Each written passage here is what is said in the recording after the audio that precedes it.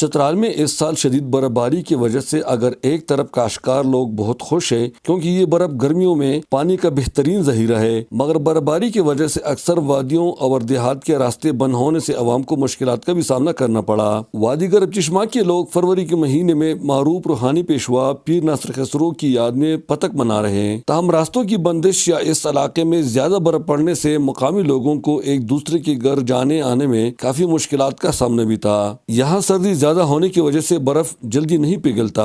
عوام کو سہولت فراہم کرنے کی خاطر نیشنل ہائی وے اتھارٹی کے عملہ نے چو پل سے لے کر پربیک تک کا راستہ صاف کیا اور اب اس سڑک پر ٹریفک رواں دواں ہے۔ اس علاقے کے منتخب ناظمین اور مقامی لوگ بھی اس پر نہایت خوش ہیں اور نیشنل ہائی وے اتھارٹی کا شکر بھی ادا کرتے ہیں۔ اور آج کل جو ہے نا، اس سال جو NH والوں نے ہمارے ساتھ تعاون کیا ہے اور کام کیا ہے، وہ بہت زبردست کام کیا ہے۔ ہمارے یہاں برف باری بہت زیادہ ہوئی تھی اور گوبور روڈ جو ہے خاص کر یہ برف کی وجہ سے سر یہ بالکل وہ خراب ہو گیا تھا۔ پہلے تو اس طرح تھا کہ یہاں راستے بند ہوتے تھے، کافی اموات ہوتے، زچگی کا مسئلہ تھا، کوئی بیمار ہوتے تھے، راستے نہیں کھولے تھے، گلیشیئر آئے تھے۔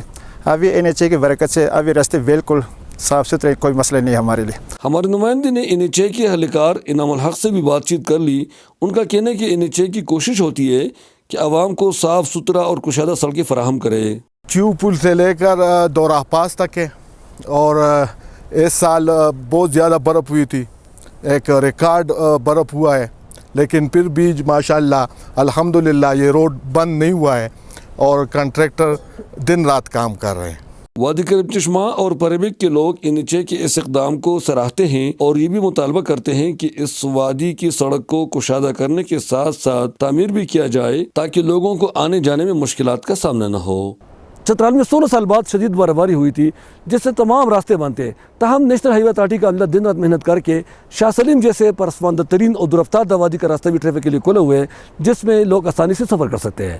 احمد زادہ غلام فاروقی، چترال۔